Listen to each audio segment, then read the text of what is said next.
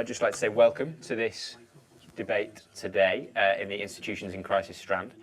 This is the Church and State and Marriage on the Rocks debate. It's been reported that around 60% of Brits identify with Christianity. That's according to the most recent census that we had.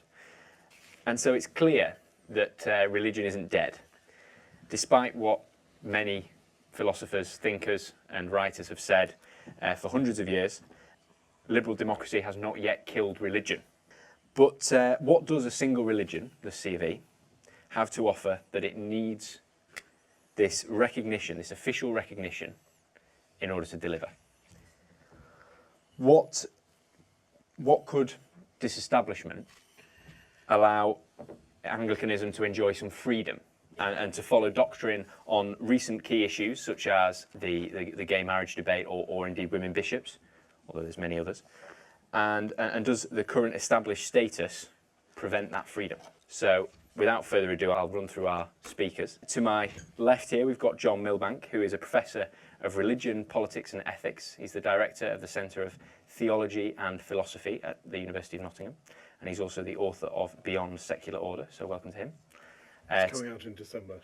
Coming out in December. Yeah. Plug that one, yeah. Yeah. To my right, I have Anne Atkins, who's a novelist, columnist and broadcaster, prize-winning journalist and a regular contributor for BBC Radio 4's Thought for the Day. To her right is Mark Sidwell, who's the managing editor of City AM, a contributor and judge for the Institute of Ideas Debating Matters competition.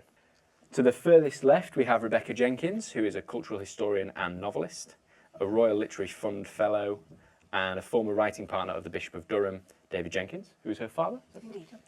To her right is Dolan Cummings, an Associate Fellow of the Institute of Ideas, the editor of Culture Wars and Debating Humanism, two separate publications, and also the co-founder of the Manifesto Club. So if we could just have a round of applause to welcome our five speakers.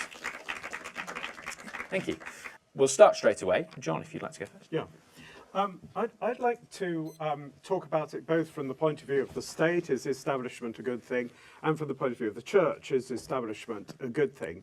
And I want to point out the paradox that if we're talking about the secular side, the people who are in favour of disestablishment are probably largely liberals. But if we look within the Anglican Church, the people in favour of establishment have been historically overwhelmingly the liberals. So if we're talking about the Anglo-Catholics and the evangelicals, they're somewhat divided, but there's much more suspicion of establishment amongst the conservative theological factors.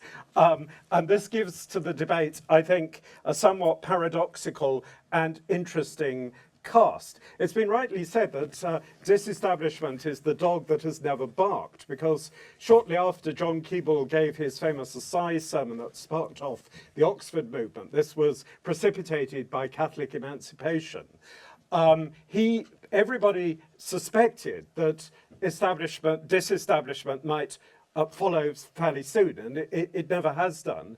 And it's extremely interesting to reflect why. I'll leave that on hold for the moment and fast forward to what I think might be the fundamental reasons why, even from a secular point of view, one might not sort of get rid of establishment in a hurry. And I think this has to do with a much broader question about whether the mixed constitutional character of England, plus the existence of the established church, has been far more the origin of a blend of democracy with individual freedom and responsibility than is ever allowed. We tend to be overwhelmed by the French and the American narratives on these matters. We tend to forget that in the first place, the French and the Americans were trying to copy us? And how well did they do it? Is it really the case that sort of pure democracy and pure republicanism is the better guarantee of democracy, liberty, and constitutional government? Or is it instead the case that the British model is actually superior and is historically more primary? Now, we tend to talk about an unwritten constitution and about the British situation being a muddle. And I think this elides the point that at the heart of the British constitution is precisely the established church. In other words, the linchpin of the British constitution is the monarchy answerable to God, but also answerable to the people. So this is already a blend of the idea that law and justice need to be answerable to an eternal objective order. It's not just a matter of what people want, but on the other hand, popular consent is important as well. And the question is, do we want to overthrow that kind of balance? After all, if we're thinking about legality, in the end, the fundamental principles behind legality are ineffable things. They're almost matters of feeling. And because we sense that this is more than something subjective, there's a powerful need then to baptize law, to say this is somehow rooted in natural law or divine revelation. If we are to sort of guarantee these incredibly important, ineffable foundations, then the question of the connection of law ultimately to religion should not be dismissed too casually. Because I would submit that the drift we're seeing in Europe, which is taking a deliberately secular path, is starting to look like a fearful combination of kind of Chinese instrumental bureaucracy on the one hand and an unqualified free market that you cannot call into democratic question at all. So if you ask yourself, what would a pure secular order look like, a pure immanent order, the pure rule of reason? I submit it would be a realm in which not just the religious would be excluded, but any considerations of substantive justice in the economic realm and also in the political realm, which would tend to become more and more impersonal. And I think if we look at this in a more global perspective, we start to realize that our Western Enlightenment is rooted in our particular version of what meta-historians call the axial age. In other words, the point where Plato, Confucius, the Hebrew prophets, and so on, and the Buddha all coincided. And this was the point in history at which people called into question archaic monarchies in the name of transcendence. And that gave rise to a critical sense, not just a critique of the established order, but also a critique of all the critiques. So a sense that we might be wrong is profoundly upheld by belief in God, gods, and transcendence. And I think especially in a more global perspective, where we're encountering other civilizations based on other versions of the axial age, we need to think again about the relevance of our situation. It's very significant that almost no members of other religions in this country want Anglicanism, the Church of England, to be disestablished. Now, to move on quickly to the point of view of the Church, I think, first of all, it helps to keep critical arguments real. I think the Anglican Church has been very good both at putting criticisms to people like Margaret Thatcher and Tony Blair, but at the same time not going off into a pietistic utopian ranting, precisely because they are involved in the reality of politics. The second point is that I think it keeps the church humble, embedded in a service. It's got a parish everywhere. It's not primarily about telling people what to think. It's primarily about serving people. I think embedded Christianity, people who don't just go to church all the time, is real. As a Nottinghamshire vicar said to me, the Nottinghamshire working class don't go to church, but they believe far more that the church is part of an eternal cosmic order than middle-class Christians in London who think it's just a matter of personal belief. Embedded Christianity is real. So if I can just come to my final point. I think the very interesting point is it's not true that there's a religion called Anglicanism that's established. There's Christianity itself in its Catholic version, meaning that it's Episcopal and has sacraments. It's that it's established. Now, if in the 19th century, I'll just finish this point very quickly, it seemed as if because you were allowing Catholics and nonconformists to participate, you were becoming impossibly pluralist and secularized. But now, thanks to ecumenism, there's much more a sense for Catholics and Orthodox, and even for nonconformists, that it is Orthodox Christianity that has been established. And what is more, with a growing sense of religious dialogue, and a sense that we do have certain things fundamentally in common with Islam, Buddhism, Hinduism, there is a sense that all religions feel that religion as a good is secured through establishment. Whereas militant secularists want to say there should be no religious freedom, just a freedom of belief in general. We need a recognition of religion as a public good. Thank you. Right, okay. Thank you. Rebecca, I'll ask you to come in second there. I'm here only really to talk from the perspective, or at least talk about the Church of England as an established church, because that's the only thing I know a little bit about. I would say, this is slightly more of a joke than anything else, that if it's a church, the marriage is on the rocks, it's more like a marriage where it's been divorced for a long time, but they're stuck in the same house due to austerity. So I think one of the things that strikes me most about the Church of England is you can't think of it divorced from the history and culture of our past. It has been woven into our parliamentary democracy for a very long time, at least since the Elizabethan Act of Settlement, but it was coming there since Saxon times, when religious leaders, Christian leaders were invited, well, they were landlords, so they were into the councils of the great. The point about the Church of England, in my experience, the reason I had some experience of this was because as a daughter, my father was appointed Bishop of Durham in the 80s, at a time of intense political dogma. It was the height of Thatcherism. Though he was appointed to the Diocese of Durham, which was a mining diocese, and it was the major mining strike that saw the end and the closure of most of the mines that, at that period, defined for a lot of people the life of working Durham. And I worked alongside him as his writing partner and his general assistant. And I remember through these various debates, the Bishop of Durham is one of the 5 that gets an automatic place in the House of Lords of the Church of England.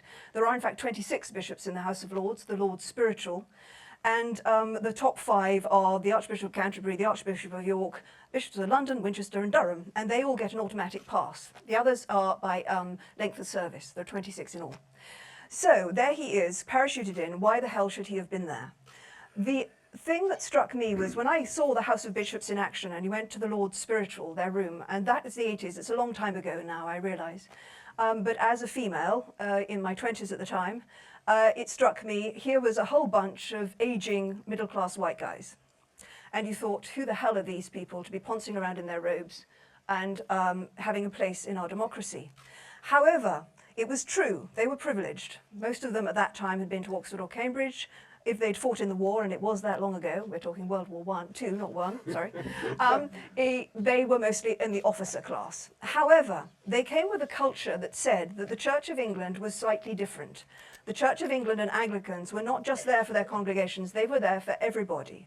They were conscious of their sense of privilege, and they also believed that they were there to speak for voices that were not heard. So at the height of Thatcherism, they spoke of things that they'd heard of in their diocese. And the thing about the diocese is that because you have parishes everywhere, people, partly because they discount you as not really a proper religion, when people are desperate, they quite often do contact their priest or the bishop. And so the lines of communication were much more varied. I mean, I knew quite a few people working in politics at the time.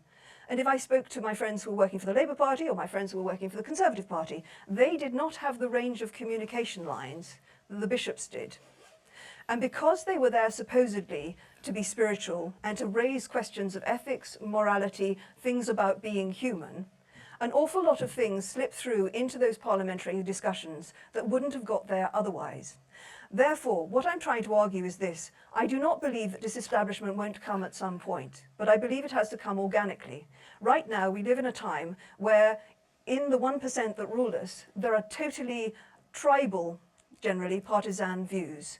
You are either one party or the other, or you're promoting some particular cause.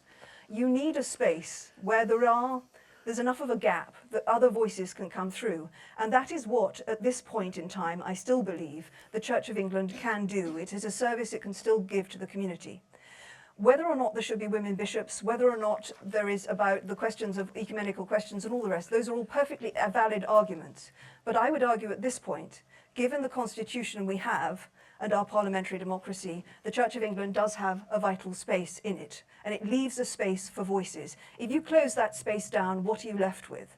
And I think that's really partly what John was talking about, that if you have nothing, if you boot them out and you close the space down, what have you got to stand for the voices of the people who don't fit into the categories? And I'm not arguing that they all get through, but at least there's still a space where some may get through. And if you close it down, there will be none. Therefore, I think if you're going to tackle the Church of England and its establishment, you're actually beginning to unpick parliamentary democracy as we've inherited it. And that needs a hell of a lot of thought. Thank you very much. Next, if I could ask Mark, if you've got... Sure, thank you. It is said that just a few streets from here, over in Smithfield, on November the 17th, 1558, there were a number of Protestants tied to the stake. They had the wood piled up round their feet. The executioner was ready to light it on fire, to leave them to burn to death in a horrible, lingering way. And then the messenger ran up and said, "Queen Mary is dead. She didn't sign the execution warrants before she died." And so they had to be cut down, and because the new queen was Elizabeth I and Protestant, they were let go. Now, Elizabeth I herself, it was a much lighter yoke as a state church, but of course, within a year, she was also putting in place a law that meant that you would be fined if you didn't go to the state church regularly. A strong state church can be an absolutely terrible thing. The great American nonconformist Roger Williams said forced worship stinks in the nostrils of God. But what I want to say today is that what we have here in England now, which is effectively a weak state church, is a rather different thing and may in fact be better for all sorts of minority faiths and for people who might be suspicious of it in principle than they really realise. And this is a point of view that the great Enlightenment philosopher David Hume also took. Not necessarily known as a great advocate of organised religion, but he believed that a civilised society needed to establish religion, in a sense to tame it.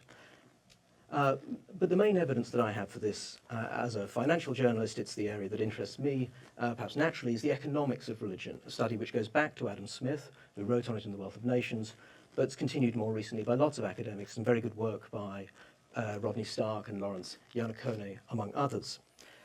And what they show, and it's not just theoretical, they have models and they can test them against the historical evidence and against what they find happening in real countries around the world today.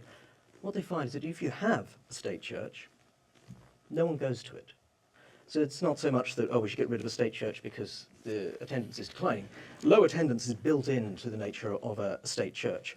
And by contrast, if you want lots of people to go to your church, ideally you would really like to be a small church in a country that has a state church established as well. Sweden is a very good example of this. You're born into the Church of Sweden, you can opt out, but 90% of Swedes belong to the state church. Free church is just 10% of the population, but on Sunday, almost everyone who is in church in Sweden belongs to a free church. They get 70% attendance out of their church members.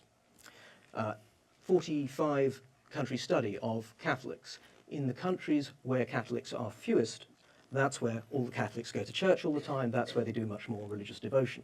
A country like Brazil, one of the biggest Catholic countries in the world, is having a massive incursion of people moving to Pentecostal Protestantism. So it doesn't have the strength that it seems to. And by contrast, disestablishment, rather than just ending something and leaving it to die in a corner because no one really wants it anymore, can in fact unlock a free market in religion which drives attendance at church. And this is very clear in the case of America, where it was at European levels of attendance in the 1770s when they had established churches over there. By 1850, which was just after they got rid of established churches in some of the states, it was up to 35% attendance from 20% at the start. It was 50% by the start of the 20th century. It's up to about 61% now. There's a sort of curve as you take away the state and leave it to the free market. So simply, it's worth thinking that perhaps an established church is part of keeping the Church of England actually weak, not as part of a strong force in the nation, and of stimulating its rivals. And that if you get rid of it, you might not be so much blowing out a guttering candle, but more unleashing something else. We're also very near the birthplace of Methodism. There's lots of monuments to that just down the corner.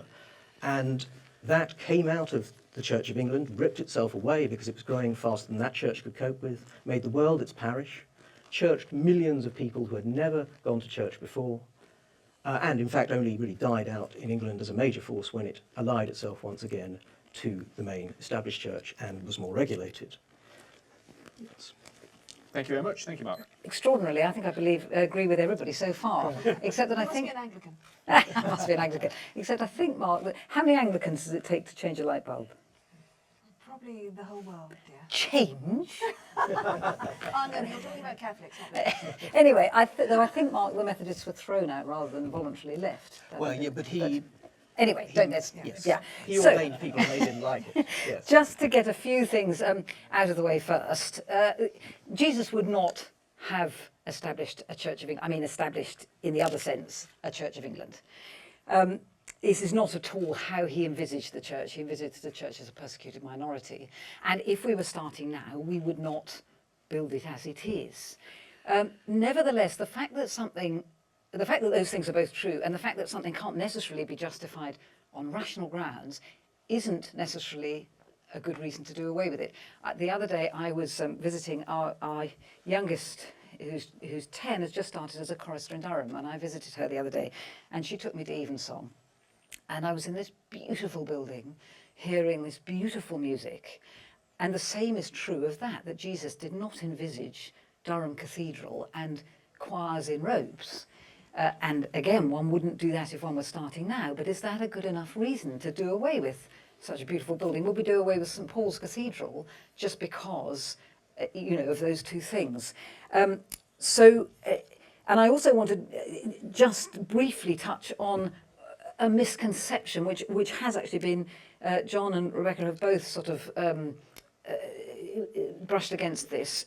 The Church of England is not, contrary to myth, a club for believers. The Church of England is for everybody.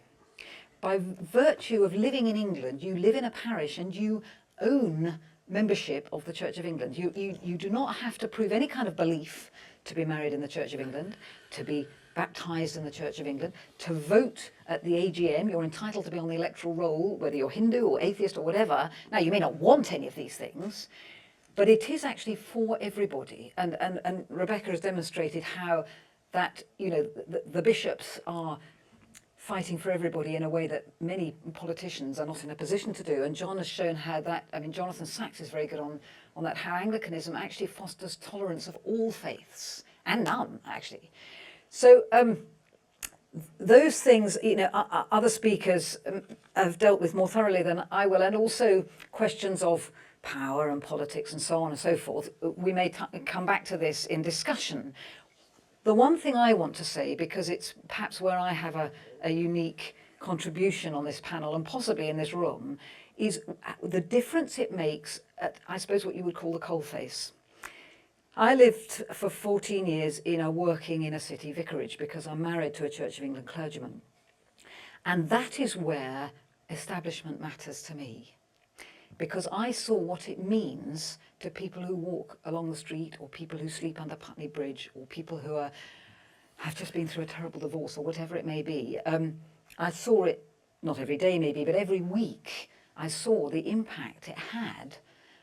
If I give you one story, perhaps, the doorbell rang. Our doorbell rang all the time, all day long, all week, all in the night, the whole time.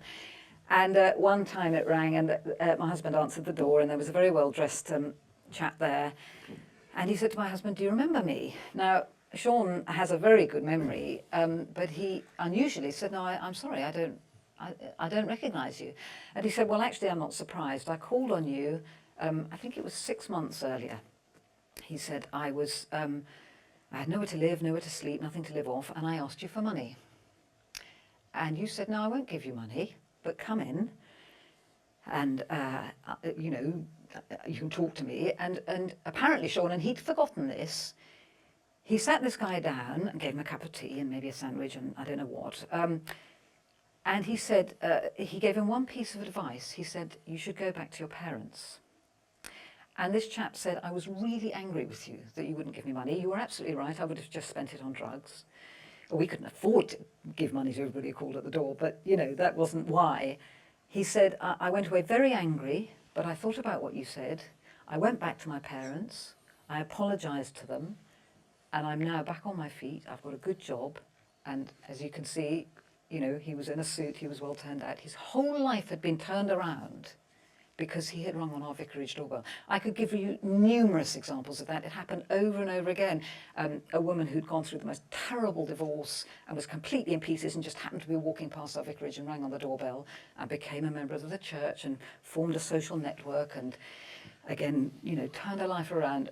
As I say, I could give you 20 minutes of instances of this, but I've just been shown my yellow card. What difference would disestablishment make? Maybe for half a generation or a generation it wouldn't make a difference. But people do not call on the doors of the Methodist ministers or the Catholic ministers or the rabbis in that same way. These are not churchgoers. They see our vicarage, they know what the Church of England is, they know what it stands for, and they think maybe somebody in there will help me. Now, I feel passionately about this because we were turning people's lives around for all of those 14 years because it's an established church. It may not be rational, it may not be logical, it may not be what Jesus had in mind, but it works. And it works for people who are on their beam end. And that's why I don't want the church to disestablish. Thank you very much. We'll leave that one there. That's great. Last but not least, Dolan, if I could ask. Sure. Well, I come to this, I guess, as a token non-Christian, or perhaps more importantly, non-Anglican. I grew up nominally in the Church of Scotland, which in many ways is easier to ignore than the Church of England, or perhaps even easier to ignore, I think for various reasons. One, although the Church of Scotland is kind of semi-established, it's not entangled in politics in the same way as the Church of England is. And secondly, because the Reformation in Scotland was more complete, if I can put it that way, the Scottish Church is more in common with the Reformed tradition internationally, and fewer of the quirks and peculiarities that make the Church of England English and it's given its claim to being a peculiarly national church. I suppose what I want to look at is the very idea of a national church, which I think is historically anachronistic. That's not necessarily to say it's wrong, but it has its particular roots in a different historical period. And what I want to look at and take issue with in establishment is not really the idea that the church or any other religious institution exercises political power, because although there are bishops in the House of Lords, we're not really facing theocratic tendencies from the Church of England. It's not a problem for us. What I would want to raise, and I think this is much more controversial, might sound odd, is I want to take issue with the idea of the state having religious or quasi-religious powers. And I think that's been part of what's come from establishment. Take a clear example would be marriage, which happens through the church and the state kind of simultaneously as it's currently constituted. Traditionally, obviously, in a Christian wedding, the important thing that happens is that God joins two people together. Traditionally, a man and a woman. Could change, but that's what's happening. God is doing this. The certificate you get from the state is a ratification of that. It's not anything that the state is doing. They're recognizing what's happened. So it raises an interesting question: what happens in a civil marriage that isn't a church wedding? What exactly is going on? And there are different ways of interpreting it. And you can see it as simply recognition of an agreement between two people with their families in a broader context. But I think there's an idea which has crept in because of establishment, which is that when you have a civil marriage, the state is taking the place of God. The state is joining two people together and doing the job of God. And the reason that I think that this is a prevalent idea is because it was there in the gay marriage debate. It was very clear in the gay marriage debate that both sides, I mean, there were lots of arguments made on both sides, but I think predominantly on both sides, there was agreement to maintain one very important aspect of the status quo. That is that the state decides who isn't married. That it's the power of the state to marry people. This is why you talk about not that gay marriage already exists and needs to be recognised in the way that historically Catholic marriage had been established for centuries. The British state didn't recognise it until 1836, was it? I think if you wanted to make a convincing case for gay marriage, you say, look, we've had civil partnership for some time. It's an emerging social reality, and we have to recognise it now. But the fact that people felt that the government had to change the law to add this pixie dust of this godlike power of joining people indicated to me that the power of God had been actually moved onto the state. We've got this kind of peculiar idea. And that's what I want to object to, because I think I want to make a distinction between state powers, which arise from free association, and religious powers, which have to do with a divinity, and people will disagree with what that means. But I think that distinction is very important, which is why I suppose I fundamentally object with, or disagree with what John was suggesting about sanctifying laws. I think that's where our major disagreement is. Mm-hmm. Just to illustrate, I hope some of you might have seen the film Battle of Algiers, which is about the national liberation struggle in Algeria. And there's a very pivotal scene in that where there's a wedding and a young Algerian couple get married. And there's a political statement, they choose not to be married by the colonial state. They have a kind of private ceremony, which is Islamic because they happen to be Muslim, but in fact I would argue more civil in the sense of being there in civil society and not sanctified by the state. So you've got this interesting idea of they're claiming marriage as a way of expressing their independence from the colonial power. I thought that was very interesting as a political act. And that to me is civil association. It's something which doesn't need to have a rubber stamp from the authorities. And I think that's what we want to have in politics, as well as in religion, in fact. So I mean, I'm sympathetic to the conservatives in the church that John talked about who objected to establishment because they see church as something which should be through free association.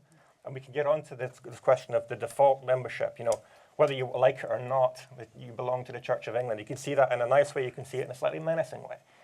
It's a question of perspective. The fundamental point that I want to suggest is that through establishment, that has affected the way we think about the state, leaving aside religion and the church.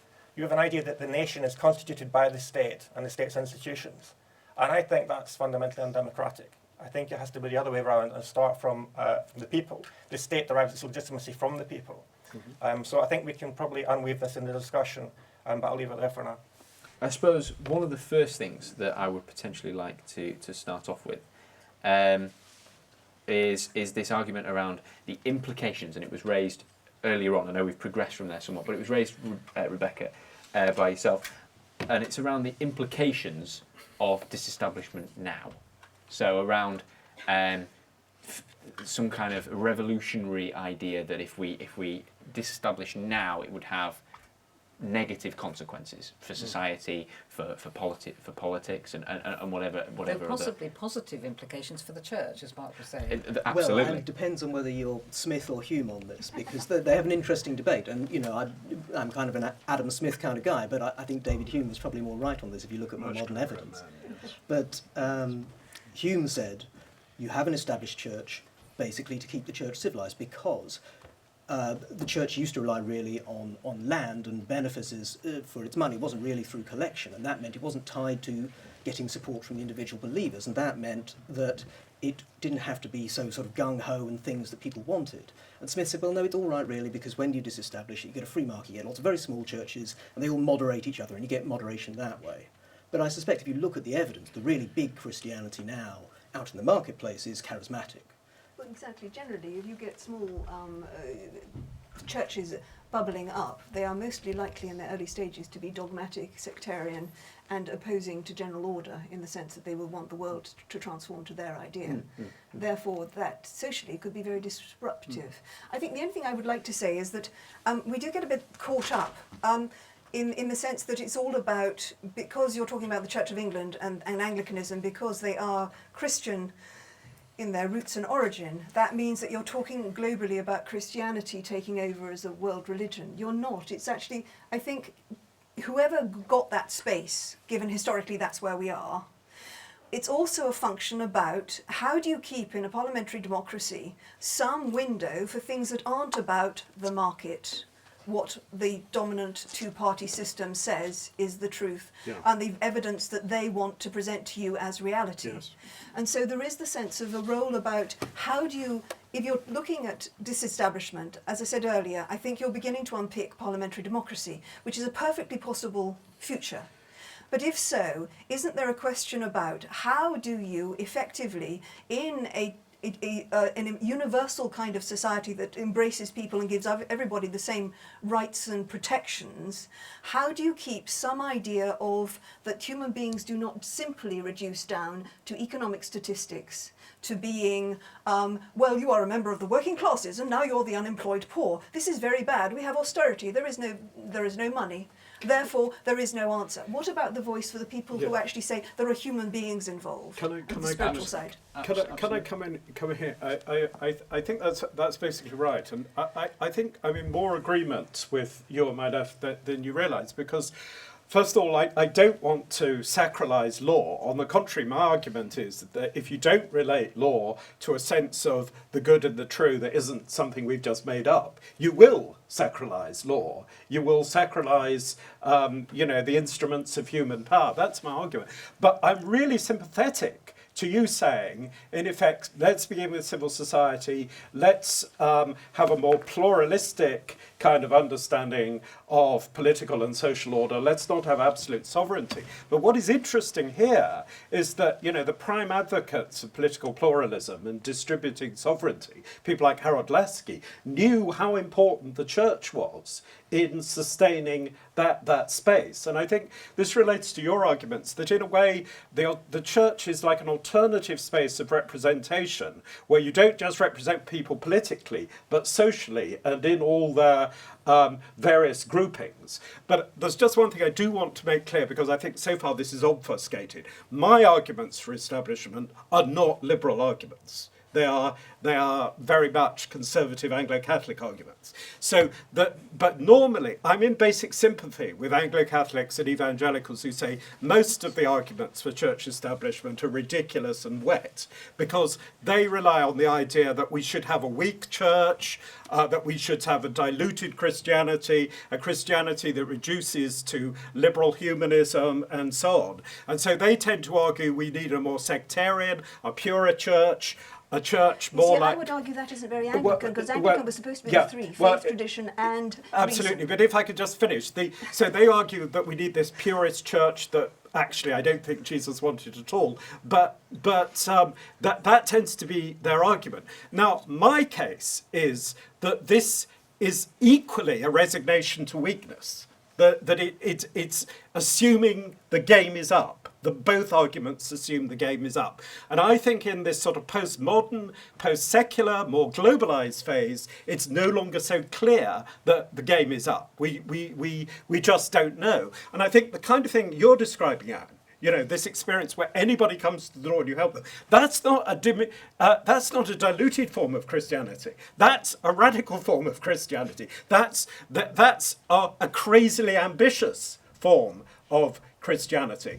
And I think what people miss about Anglicanism, that if you take somebody like Richard Hooker, it's not based on a weak version of Christian doctrine. On the contrary, Hooker has the most radical Christology of all the post-Reformation thinkers. It's Hooker who most of all emphasizes that every aspect of Jesus that is divine is also human, and vice versa. And this has given Anglicanism this radical incarnationalism all the way through. This is not weak Christianity. But it's kind of muddly, strong isn't Christianity. It sort of presents as muddly. Yeah, It's but not- that's because we have terrible it's hard. spokesmen and awful theologians. Yeah, but also and, I think and we, That is an easy thing to say. And this, myself and my friends are trying to do something about this, and to see that And then that you can sound Anglicanism rather is a dogmatic. radical. But you see, I Yeah. actually think the Yeah. muddliness is a kind of strength. I mean, most of my friends would Yeah, not the say right that. kind of muddliness. Well, if I could just also make the point, I think that the point I made, that saying that we now realise as Anglicans that we're in basic agreement with other Christians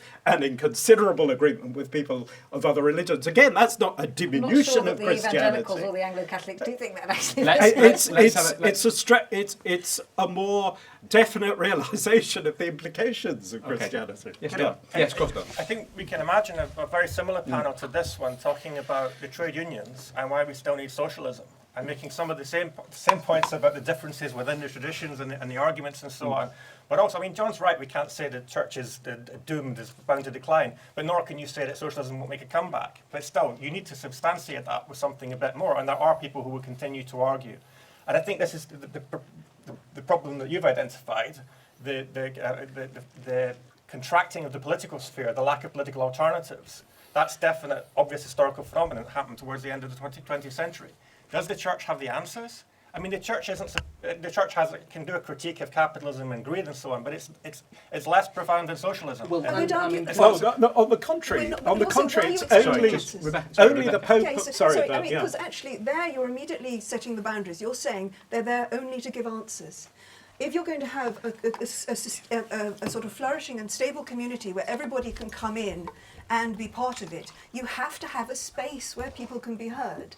And the fact is, when people say that Anglicans are muddly, I think it's actually a very difficult path to tread, to have your own belief and also try and keep the door open, to say that you've got to respect the other people. And because of this line of cultural, sort of the culture that came out of the history, that you were there for everyone, and that came from a previous idea of duty, which is not the same we have today, but it's still got an element of interest and use about it, which is that because I think it's my duty to listen to everyone in my diocese, I cannot dismiss them, and therefore I must let their voice be heard. That is actually incredibly valuable in today's world. And that is not about telling people what the answer is. You're asking for dogma all the time. When you say let their voice be heard, we have the internet. There's not a shortage of media. Not in our the question is, parliament, we who's so that you want to address Parliament? Is it Because I'm the talking church? about parliamentary democracy. That is the way the laws are made at this point. You may be on Twitter, but that doesn't mean your laws are going to get passed. This is still a voice that is in the constitutional democracy. And that is why I think it's still valuable. That's an interesting point. Can I just take it back, Mark? Yes. So we're talking here, and it's directly related to the point that you raised. We're talking here about a church that should be strong, but we're also talking about it being a state church. And you were saying originally that Well, those two strong. things are There's a difference, though, difficult to have between together. the strength of your Christology and the strength of your existence as a Yeah. political force, and I think that's true. I mean, one thing that I wanted to say, because there seems to be a sort of movement here to say that the church exists in some sense to offer an anti-capitalist or a argument. No, but there is a sense there, you know, I mean, I think Thatcher's been mentioned a couple of times as sort of a bogeyman, and it's worth saying, of course, that she was a very religious woman, and indeed we're right near here also the Wesleyan chapel where she was married. We're near and had children. everywhere. There- well, yes, but not many of them are as Yeah. buzzing as that one is Yeah. on Sunday, interestingly enough. It's worth saying that one thing that establishment does, if we're talking about, oh, it's a space for political debate, is it involves political capture by the establishment to a large extent. That tends to be the rule. If you look at Sweden, I mean, obviously the King James Bible is in some sense a translation that offers a view on monarchical power, and that was part of the reason for it. In Sweden, the woman who was behind the translation of the Bible that is the equivalent now was Alva Myrdal.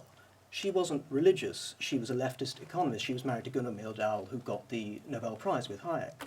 But she was the Minister for Religion in Sweden.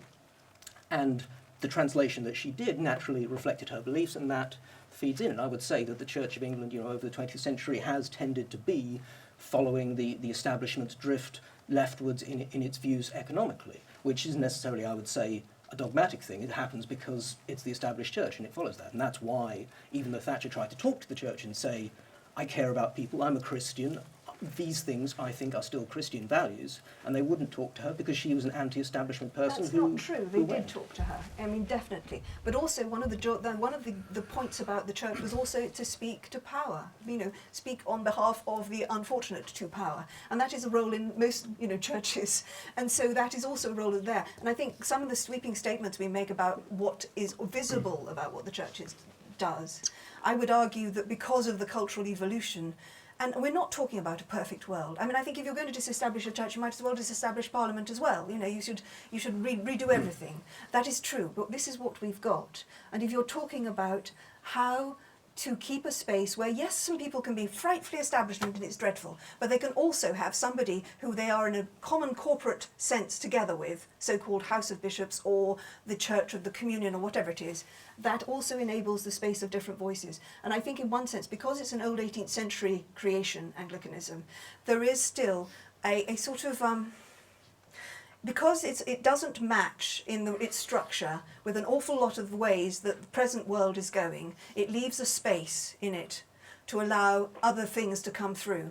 And that is very valuable in today's world, where everything is about whether you're an iPhone user or a BlackBerry user or whatever it is. Everything is categorised. So that's what I'm trying to argue for. But there should be questions, I'm sorry. This is, yeah, exactly. This is a good opportunity now, we're at the halfway stage on this, to come out to the audience, not just for questions, but also for points or observations of any of the arguments that you've seen, any of the gaps or the contradictions or anything like that. So yeah, I'm reminded, listening to Annie talk about the solace that people have found in the church, and people have come back and told you so. I'm reminded of some graffiti from the 1980s which says, "God is dead and an army of social workers have sprung up to take his place."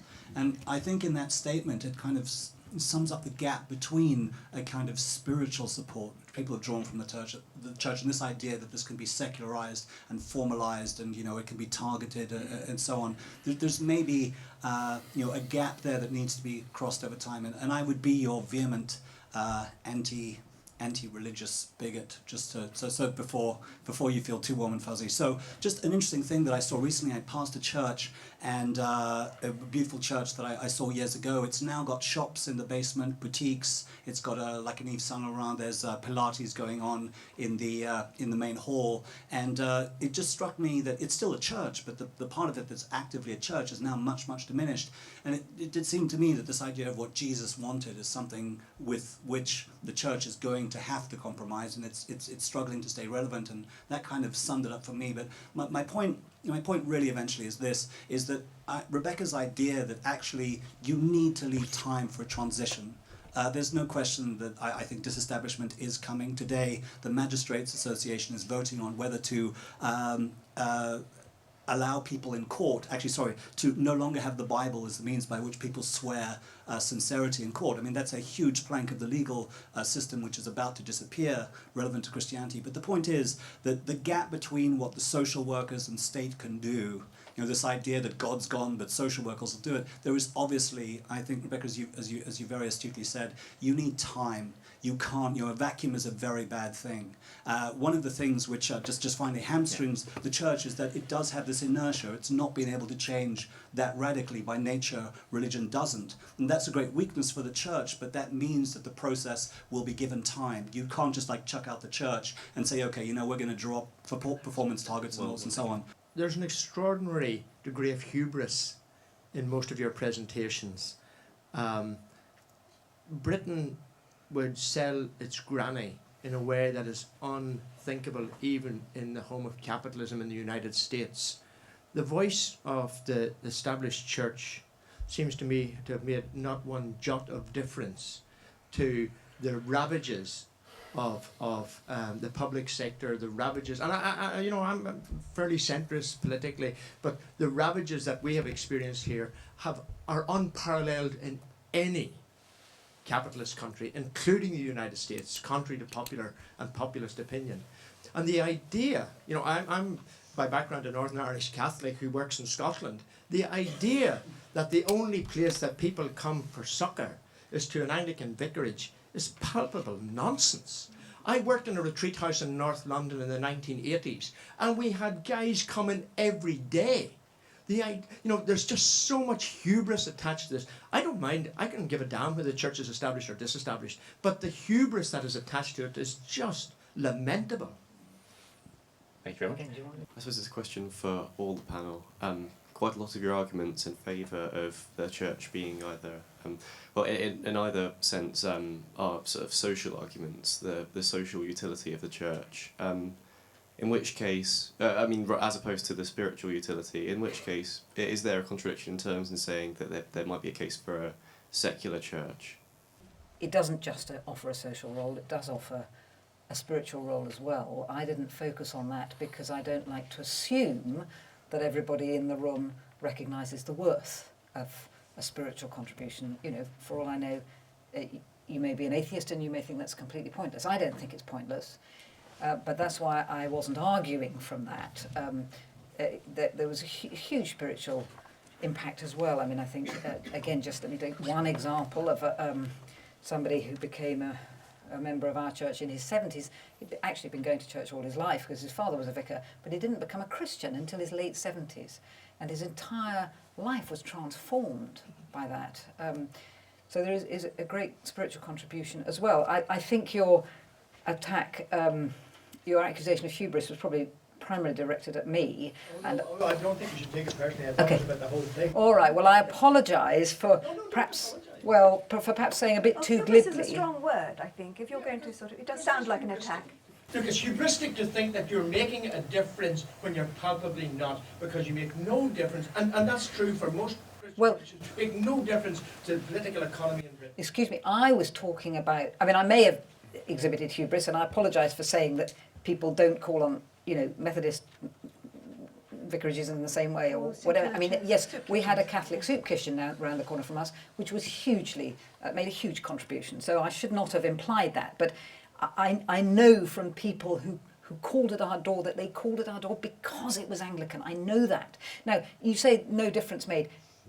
I have to point you to individuals whose lives we were changing every week. Okay, your accusation about the political scene may be fair. I will leave others to answer that. But it is simply not true that we were not changing things, because we were changing people. And one person whose life has changed, that is enough for me. So it's not true that there is no impact there. And I know that some of that impact was because people, they saw the vicarage. They saw it was next to the church. They hadn't been to the church since they were this high, but they're absolutely desperate, and they think maybe the vicar will help me. And sometimes we go. Now, let me just finish by coming on to your point about changes coming. It's a question of timing. I can't look into the future. I don't know when or whether the church will disestablish. You may well be right. I think the Church of England actually is in complete financial meltdown, and I think that will I don't even know if there will be a Church of England in a generation's time, because the finances are in such crisis.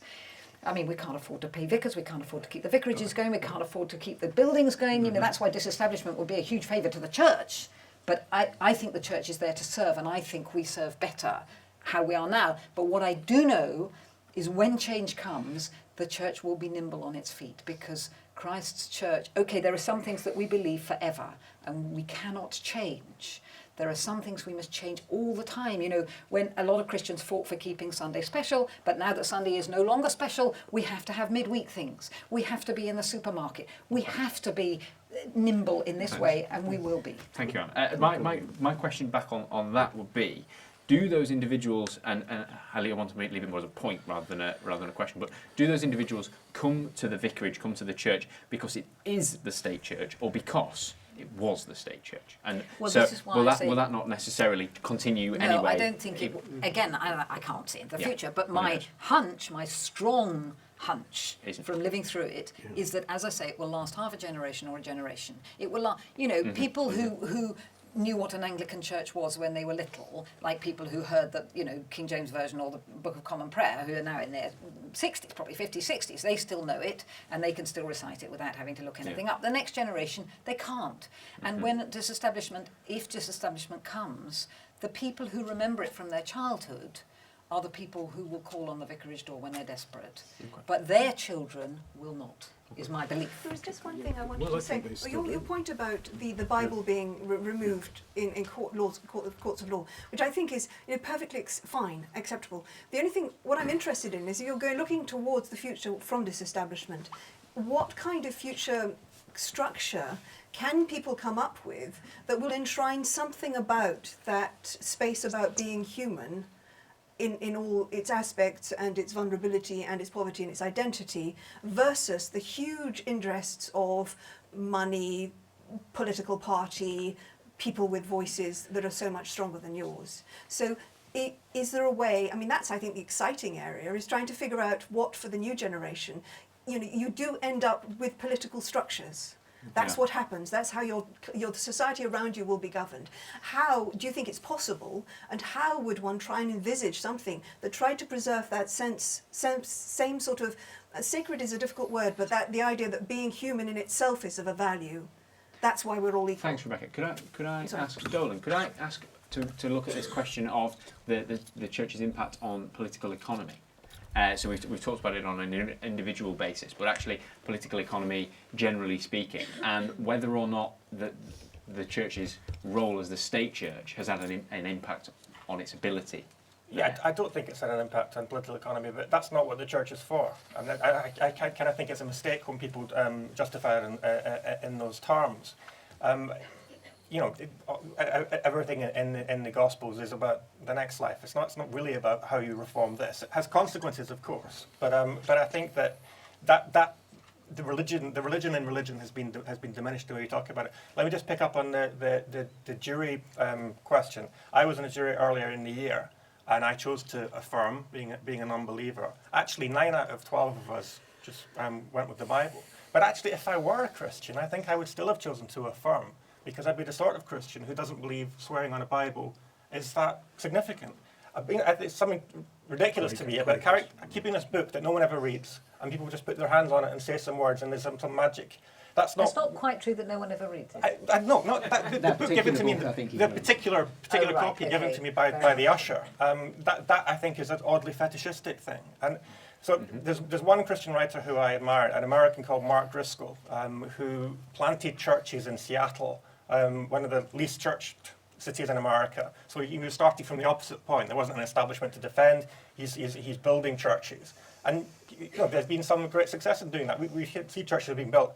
It seems to me that there's a lack of faith in the power of the word, if that's what it's supposed to be, the power of the Christian message to win people over. If you have to depend on a increasingly defunct institution to maintain it. So that's the challenge I would put. But the other side of that is I think there's a loss of faith in democracy. If we think the only way we can have space or a discussion or anything about non-economic issues is by having, again, deferring to a church that most of us don't really believe in. I think we have to have a genuine democracy that begins from actually having those conversations in their own terms. As a practicing Orthodox Catholic, I don't really have a dog in this fight, but just want to ask some people defending the idea of establishment on the panel, can you justify from first principles the very idea of having a state-established church? Because I can't really see how what is the church for? The basic enterprise of having a church doesn't seem to me to be compatible with having it under the control of the state, to a certain degree it is. We saw that with the women bishops argument. So can you defend that from first principles and in the very idea of the enterprise of what a church is for? Thank you very much. This is going back to Rebecca's point, where I get the impression that your argument is based on the fact we need a state church to impose some kind of morality in democracy. I'm trying to say that's what we still go on, yeah. Yeah, what I'm saying is I feel that your argument is based on the fact that the church is the only place that provides morality, that that we are inherently amoral and that we can manage without having representatives within the House of Lords, for example, and that another institution couldn't be put in its place to impose moral values in democracy. And also there was, Thatcherism has obviously been used a lot in this argument. I don't necessarily disagree with Thatcherism, but I think that's a completely different argument. But I think as someone elected by the people, is it right for the church to question her? Obviously it's different in hindsight, but at the time, was it right for the church to question her? As an agnostic, I don't feel comfortable with the idea that there are people in my government, in the legislative process, that are put there purely because they're in a specific position in a church, or they've been in a church for this amount of time in such a position. I don't have a problem with them being there on their own merit, but I don't feel comfortable with that.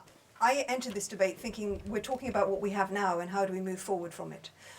This is not what I would, if I was designing the world, this is not the world I would have. I think I was just saying that from my personal experience in looking at the way politics is working today, there is a space that is held by these privileged people who've inherited a historical accident, right? So I'm not saying that, yes, they are, as good as elected people or whatever, but I think you have to also look at structures and symbols. If you have parliamentary democracy grew out of the idea that you started from a social setting where there were the upper house were the lords temporal and the lords spiritual, and then you had the plebs, which really was rich merchants, and they were called the lower house. And so that's how it evolved. So there you're saying the world, this world, the world that matters, the people we should be listening to, the people we are governing for, are the rich commercial people and the lords who own all the land, and then the lords spiritual, who were compromised because they were also the landlords who held the land. But because of the Christian message, and it would have been, if it had been a Muslim country or if it had been a Catholic country, whatever, it would have been, that there was also an element of a spiritual message. The point about that religious concept was it left room for saying that that kind of power is not the only kind of power, and that human beings, individuals, are supposed to be of value too, because the Word of God tells us so. Love matters. So you're talking about then, you had a political structure that kept that little bit of gap, that said that just because I have the power, just because everyone agrees with me because I've only told you a partial story about what's going on, and so we've all voted for it. People say, well, what about just being the elected majority, which is wonderful. But in certain situations, in certain climates, you will get 95% of the people in that particular tight little community who will say it's a good idea to string somebody up from a tree and burn them to pieces because they're a different coloured skin. Is that good? Well, the gap that's kept by the Lord's spiritual or that concept is supposedly it's still keeping a space to say those kind of questions need to come up. Now, what I'm saying is, if you're looking at a future politics, how do you try and keep an icon, an image, a space in the framework that says that is what's going to have to be part of your thinking? Because I don't believe in the way the democratic process is working at the moment. We still have enough space like that, and therefore to shut down the last vestige of a historic space, I think would be a loss at this time. That's all I'm arguing. I'm not saying it's good or they should have been elected or whatever. I quite agree with you. I mean, when I look at most of the bishops, they maybe want to spit off the time. But so regarding the first principles argument, John, if I could come to you to answer that, you can, because I think you're probably the one. It's very difficult to answer this, because I think you have to start from the position that Christians in the Middle Ages were in a way much more like Muslims. They just thought there was one body of Christians, and it had a church aspect and a state aspect. What's interesting is that it is actually Christianity that began to secularize the political function, but it was still in a kind of organic unity of the church there's function. First principles in terms of history, but then there's also first principles in terms of why you legitimise it now. You can only understand it historically. So it's not true that Anglican establishment means a kind of un-Catholic state control of the church. It's much more that after the crisis of the Reformation,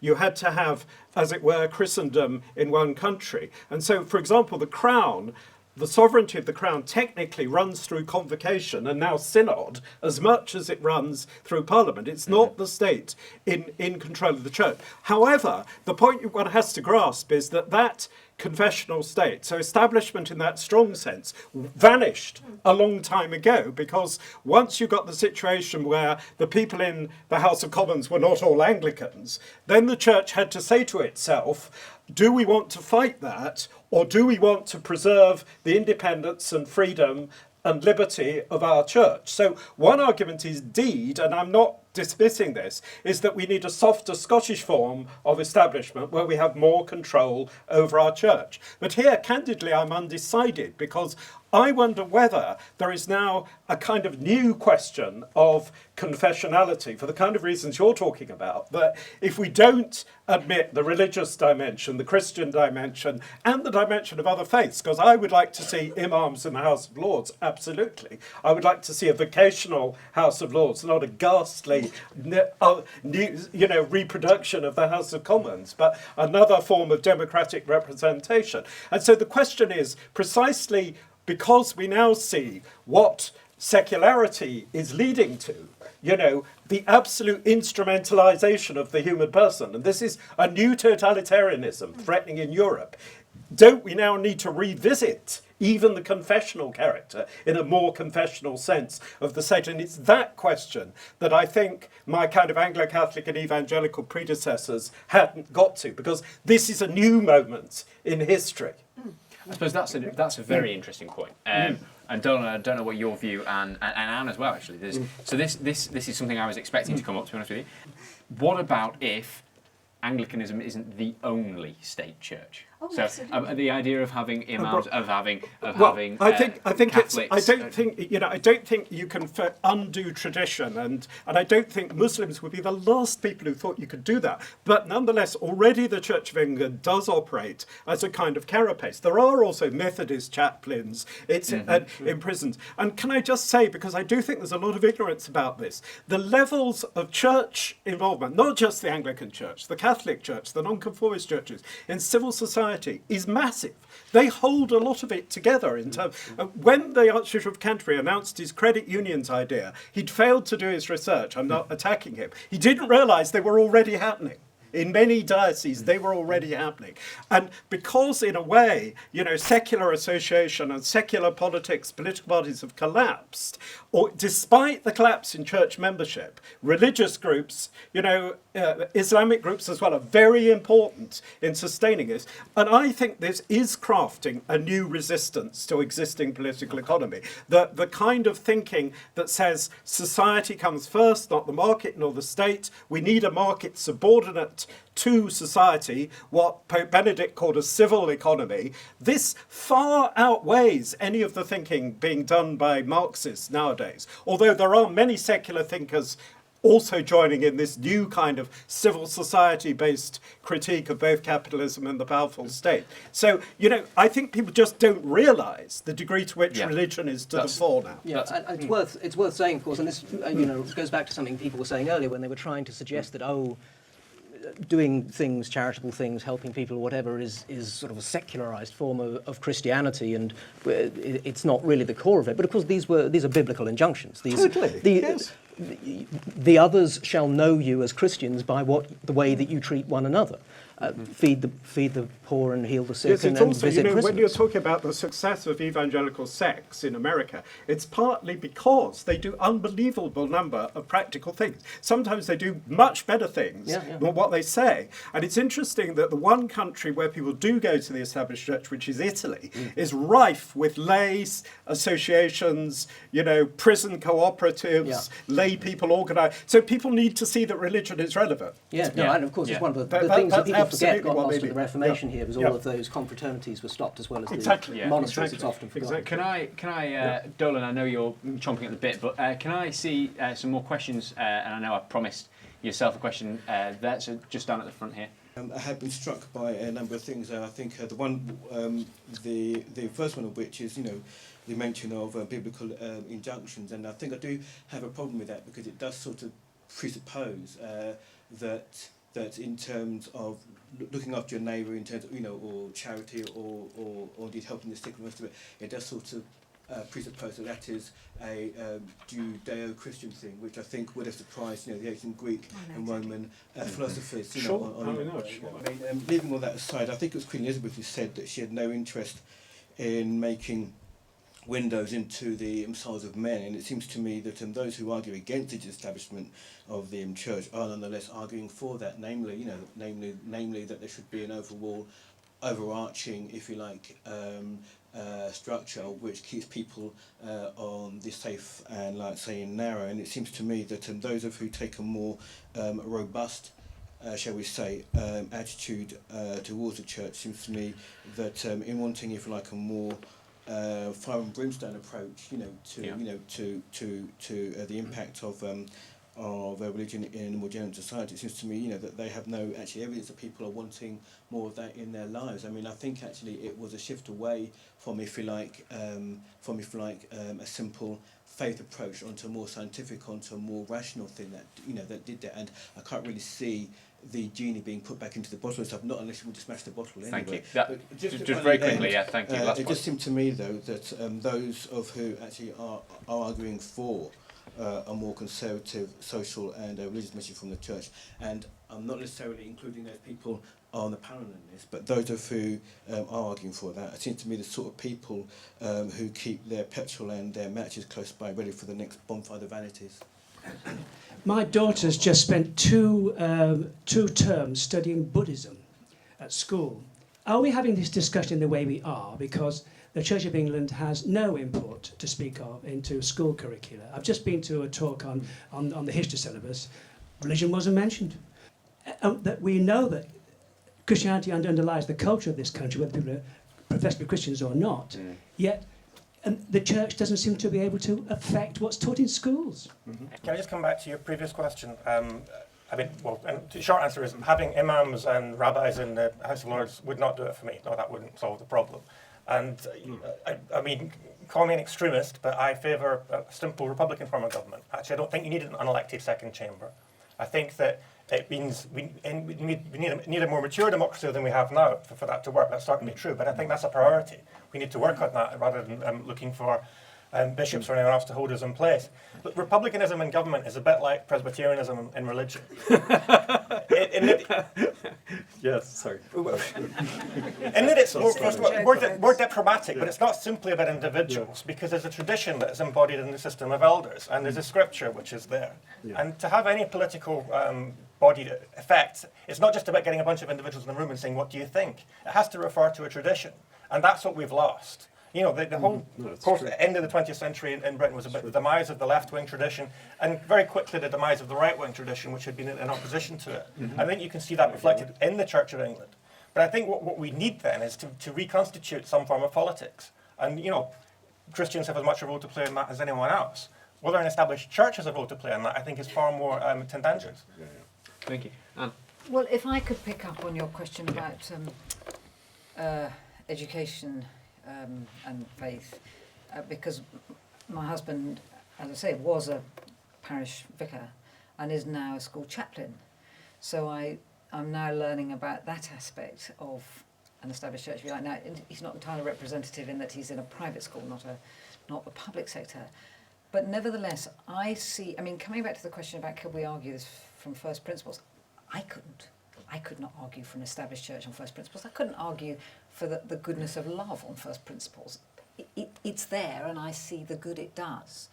And you know, I sort of know my colours all a bit earlier in saying that I'm rather a fan of this sort of Anglican muddle. And I see in what my husband is now doing that the best of this sort of muddle, in that he, as a Christian and as a chaplain, he is able to teach the faith that he believes in week by week on Wednesdays and Sundays and what he preaches, but he also in the classroom is teaching about other faiths. And all I can say is that I think this works. You know, he doesn't have to apologise for what he believes. He does teach tolerance and you know, he is supporting other faiths as well. And this is where I think the whole thing is rather sort of wondrous, really. I mentioned earlier that Jonathan Sacks has talked about the tolerance of Anglicanism, and perhaps I could just unpack that a little bit. He talks about coming in the 40s, I think it was the 40s, to this country as a little Jewish boy and going to a Church of England school. And what he found was that there was space for him because his teachers believed something themselves. They knew the value of belief, and they knew the value, therefore, of his belief. And all I can say, you know, it's not a great logical argument, it's not an arguing from first principles. All I can say is that it works.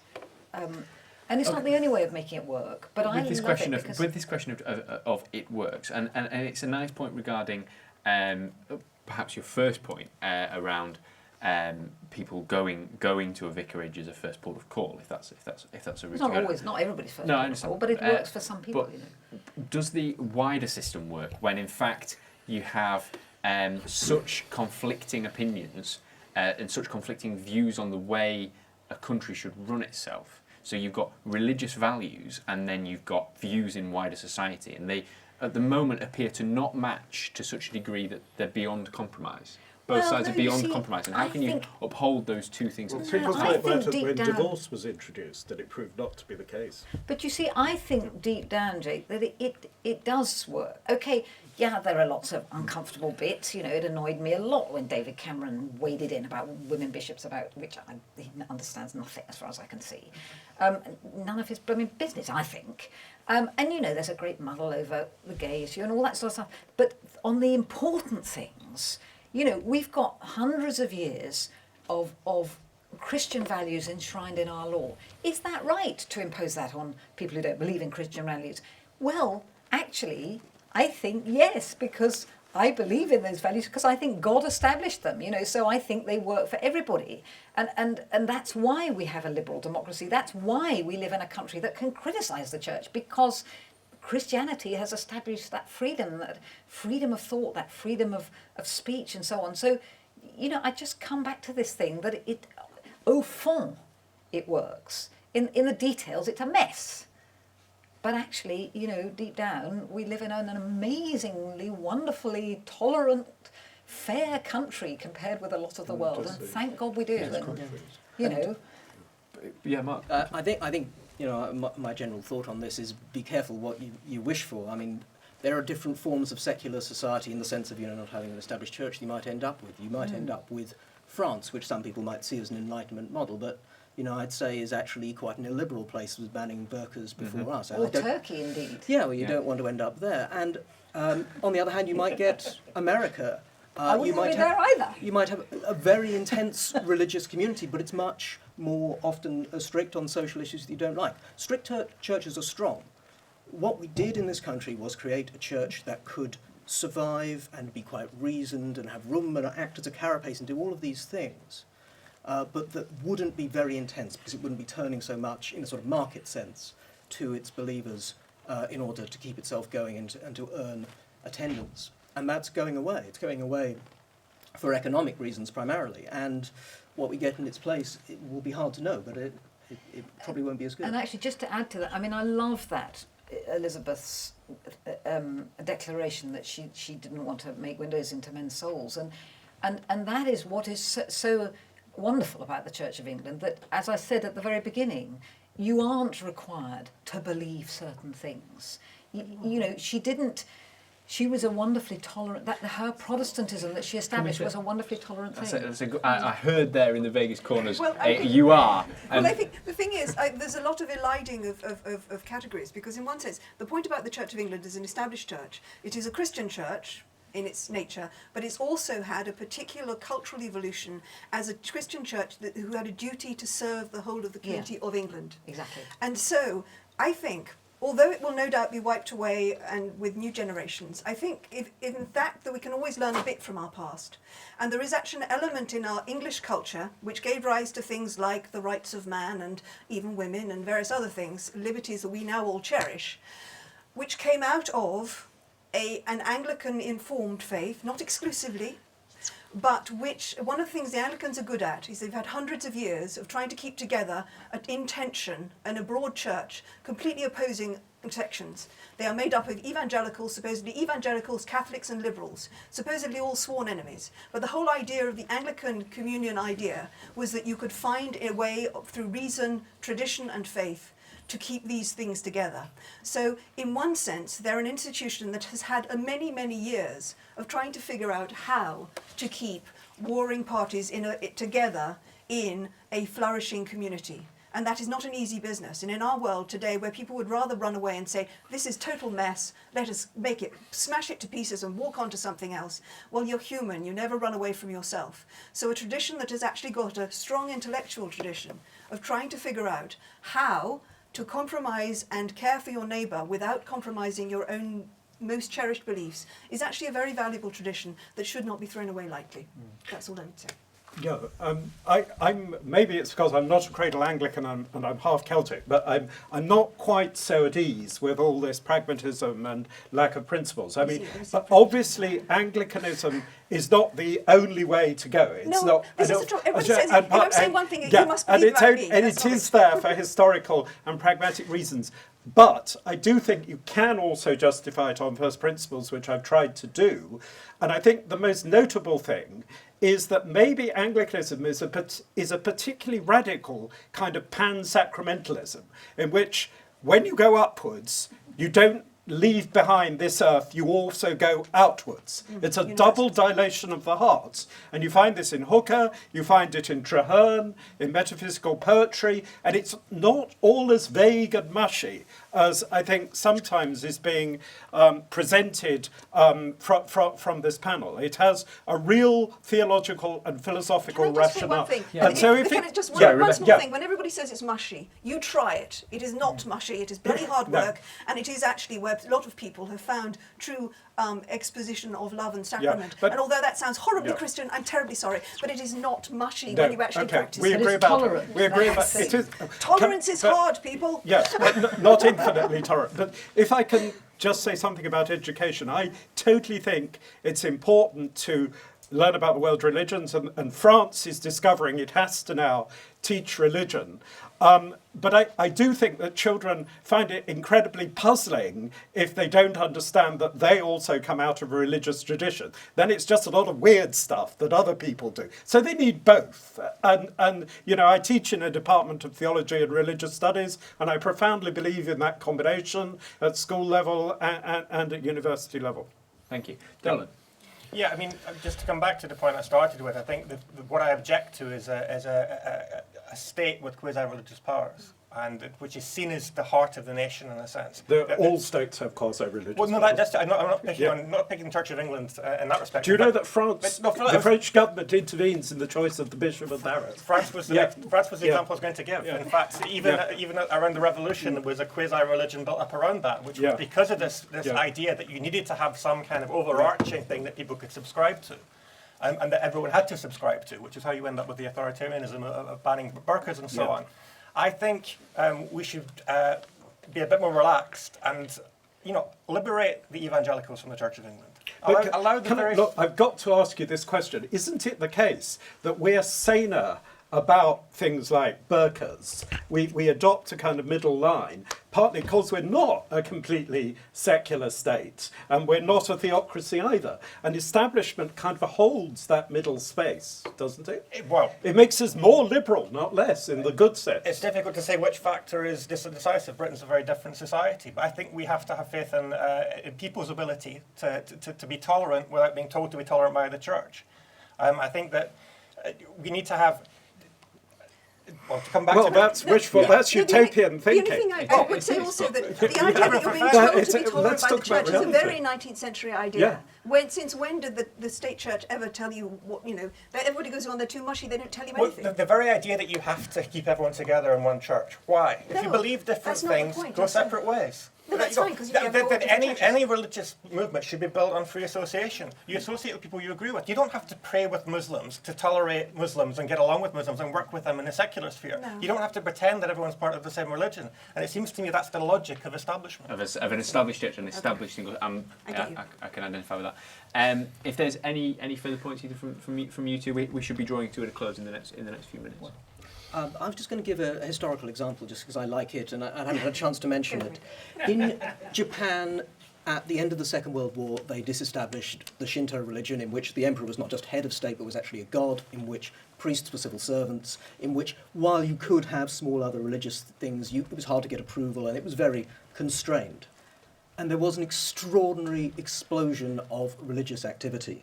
They called it Kamigami no Rashu Awa, and the pronunciation's off, but what it means is the rush hour of the gods. They went from 2 million in non-traditional religions in 1900 to 21 million in 1975. The Saka Gokkai went from 60 members in 1937 to 8 million in 1972. Do not assume that disestablishment is the sign of the end of churches and religion. Oh, sure. Yes, just a little sort of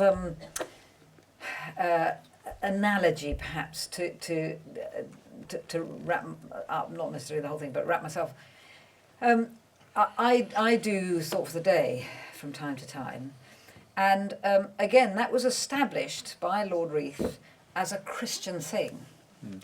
And it has evolved, and quite right that it's evolved. Now, that slot is under attack the whole time.